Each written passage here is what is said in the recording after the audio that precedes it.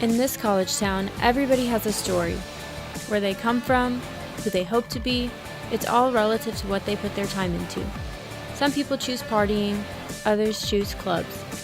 But Haley Zielinski chooses bodybuilding.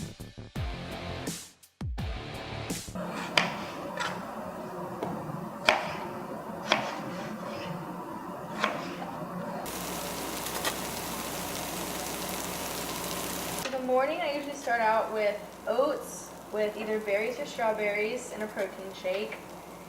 Then for lunch, I'll usually do rice and turkey and a little bit of cheese. And I'll probably have that 2 more times that day. And another meal throughout the day can be asparagus and maybe like chicken or probably shrimp. And I usually eat the same things every day just because I know it fits in what I need to be eating and how it reacts with my body. So it's usually the same thing almost every day.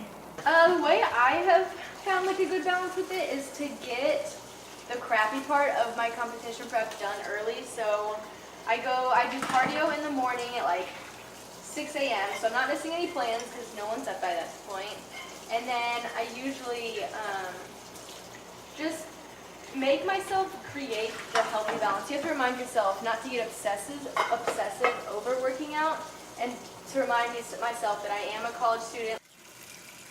I've been working out and lifting probably for like 4 years, but I've only been bodybuilding and actually like knowing what I'm doing and having an end goal for probably a year and a half. So not that long for the sport itself.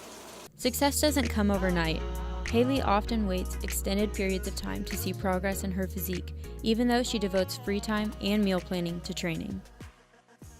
I mean, it took me a long time to get used to it because my first show, it was in the summer and I was only taking 1 class.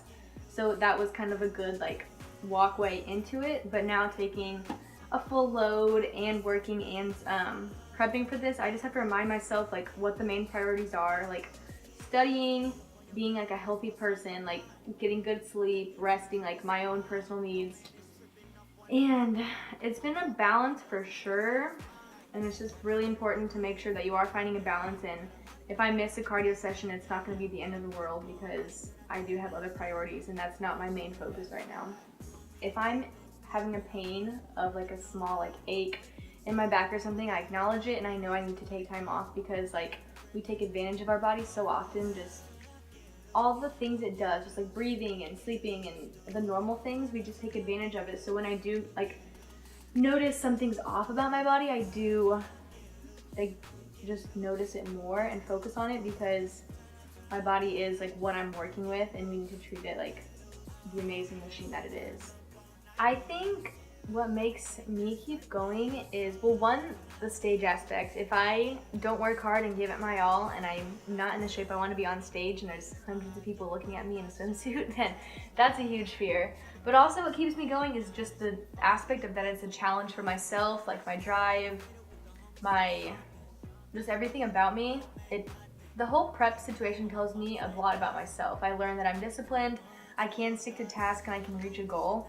So I've been raised to not be a quitter, and so I'm gonna push myself to reach new goals and to reach new limits, and I just don't think quitting is really an option.